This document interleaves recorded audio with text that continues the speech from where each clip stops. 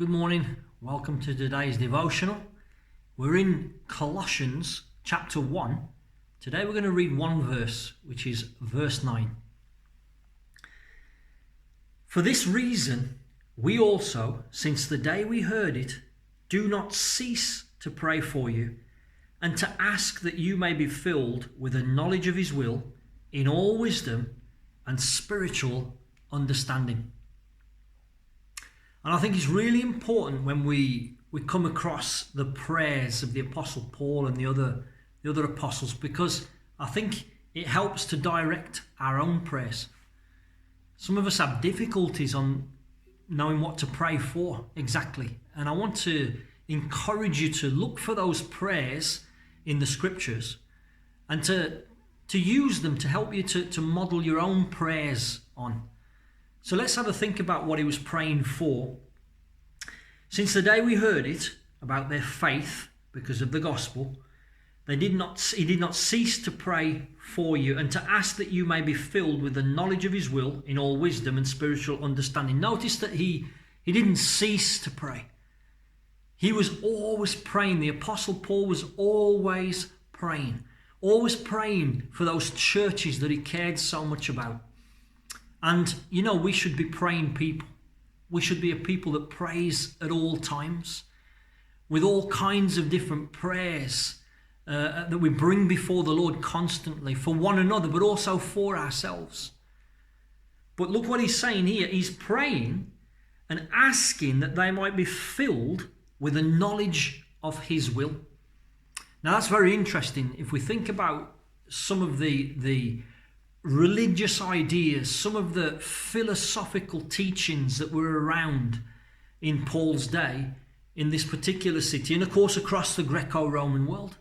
Knowledge that was something that was sought after, and many groups, many different people claimed to have some kind of knowledge, a secret knowledge, a mystical knowledge, and many people would seek after this knowledge. But notice what Paul says. He says, we're praying for you to ask that you might be filled with the knowledge of his will.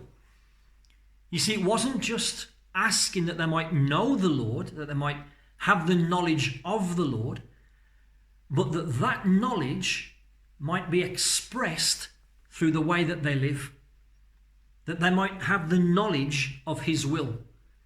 And you see, that's the most important thing that we need to seek. We need to seek, of course, that we get to know the Lord more, that we grow in the knowledge of him, that we grow in the likeness of him. But that's the key, that as you grow in the knowledge of him, that needs to translate into the way that we live our life.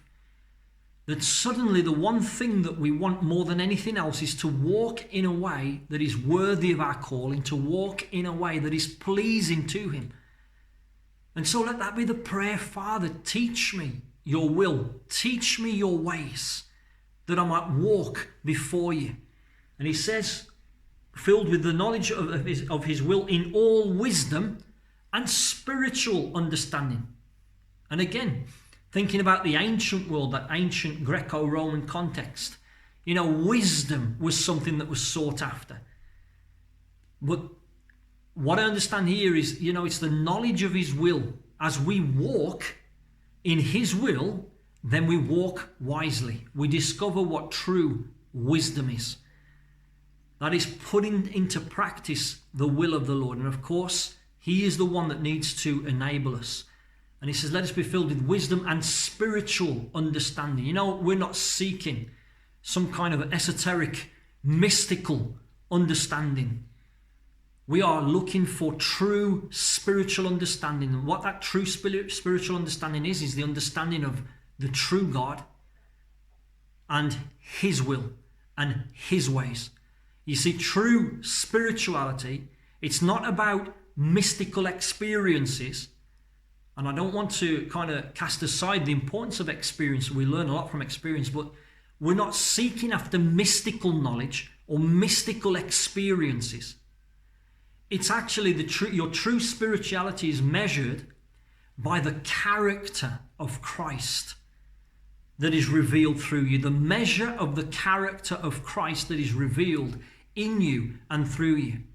That's true knowledge, wisdom, and spiritual understanding. And that's what Paul is praying for them. So let that be an example for us in the 21st century, that we seek the knowledge of God, we seek the knowledge of his will, we seek true wisdom and spiritual understanding, not through mystical experiences, but that we seek that transformation, that confirmation, as we're conformed into the image of the Son. I want to leave that with you, and I encourage you to go and pray. May that be your prayer today. God bless you. Have a wonderful day.